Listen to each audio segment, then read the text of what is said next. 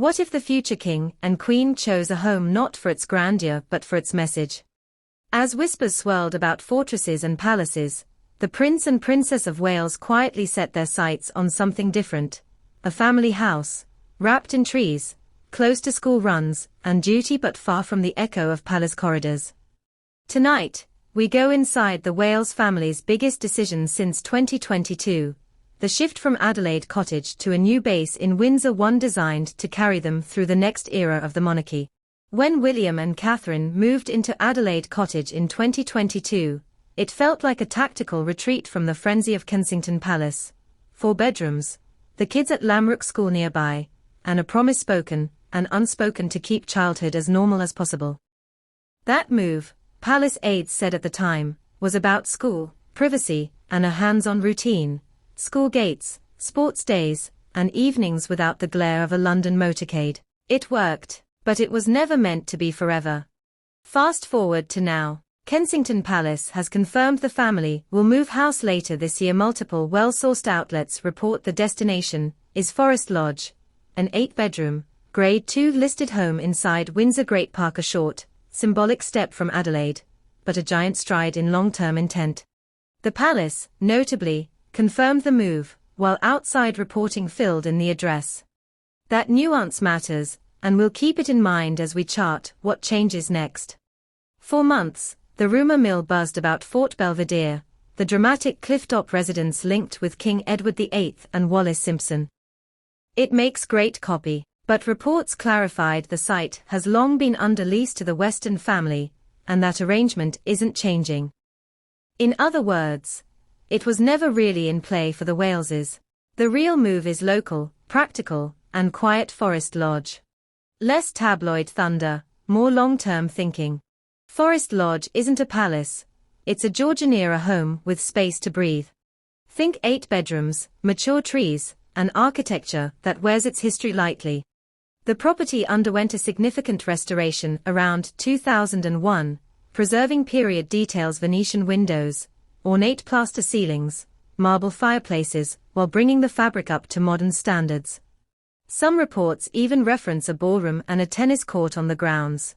Either way, the consistent through line is privacy, green space, and a layout sized for a working royal family of 5, not a court.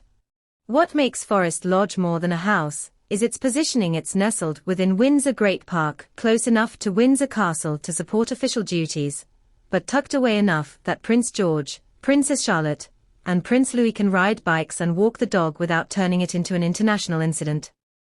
It's a blueprint for what the Waleses have said they wanted since 2022. A Windsor-centric life that keeps childhood sacred while making service feel local. Even by royal standards, the last few years have been intense. The death of Queen Elizabeth II weeks after the family settled at Adelaide, King Charles's cancer diagnosis, and Catherine's own cancer journey, which she bravely shared with the public in 2024, later confirming remission in early 2025. When Catherine returned to public engagements this summer, she spoke candidly about the really difficult phase that comes after treatment, the part few people see. The decision to relocate now reads less like real estate and more like a reset, a family choosing the light at the edge of the woods after a storm. Here's where the move becomes a manifesto. The couple will continue to forego live-in staff consistent with their setup at Adelaide and fund renovations themselves, paying rent to the Crown estate rather than leaning on taxpayer support. In a country where royal expenditures are scrutinized down to the penny, those choices aren't just optics. They are part of the Wales brand, modern, prudent, and family first. Expect Nanny Maria Turian Borrallo and other staff to remain nearby on the estate, but not under the same roof. Meanwhile, Lamrook remains the kids' anchor, and the family's ring of properties, Anmer Hall in Norfolk for holidays and Apartment 1A at Kensington Palace for London duty, stays intact. Forest Lodge becomes the home base, the others stay mission-specific. Windsor is unique. It's not remote, like the Highlands, not hyper-public, like central London. It's royal suburbia, gardens and green lanes with a working castle, a garrison town, and communities the family has already started to stitch themselves into. For William and Catherine, two famously hands-on parents, it's the middle way. School drop-offs in the morning, Windsor Castle engagements in the afternoon, and the possibility of a family dinner that doesn't require a motorcade to the city. If the monarchy of the future is going to feel local, relatable, and service-led, Windsor is where that story writes itself. Here's the deeper layer your competitor missed. William and Catherine's platform has coalesced around mental health, early childhood, and community-level initiatives. From Heads Together and legacy programs, like Shout 85258, to Catherine's Centre for Early Childhood films released this August, the Wales agenda keeps pushing service where people actually live.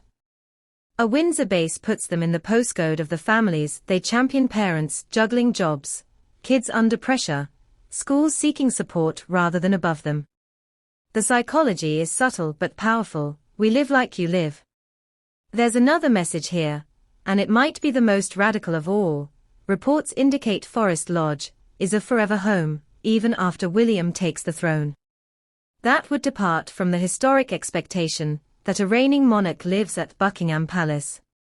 King Charles has already blurred that line. The Waleses seem ready to redraw it entirely.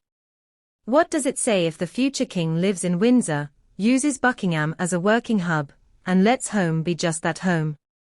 It says the monarchy believes public service is a job you go to, not a building you sleep in.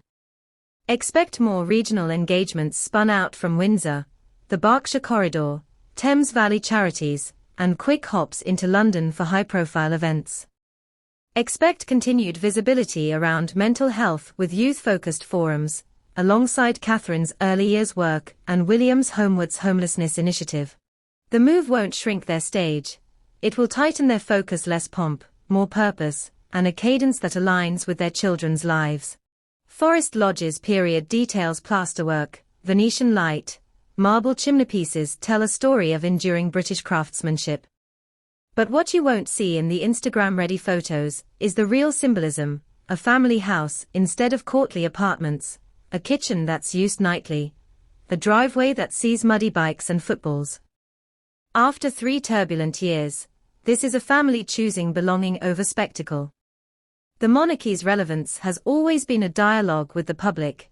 This house is the Wales' way of speaking plainly without saying a word. So where does this leave us as summer fades? With a simple truth hiding in plain sight.